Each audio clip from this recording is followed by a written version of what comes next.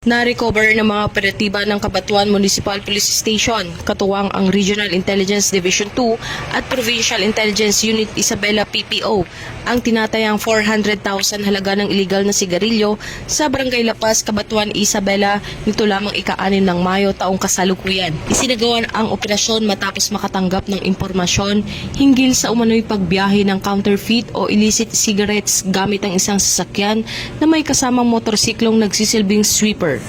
Sa isinagawang mobile patrol operation, agad umanong tumakas ang motorsiklo matapos mapansin ang paparating na pulisya at iniwan ang mga kontrabando sa lugar.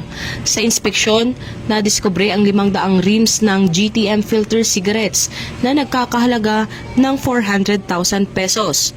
Agad namang nagsagawa ng hot pursuit operation ang mga otoridad laban sa tumakas na suspect habang patuloy ang investigasyon upang matukoy ang mga nasa likod ng iligal na aktibidad.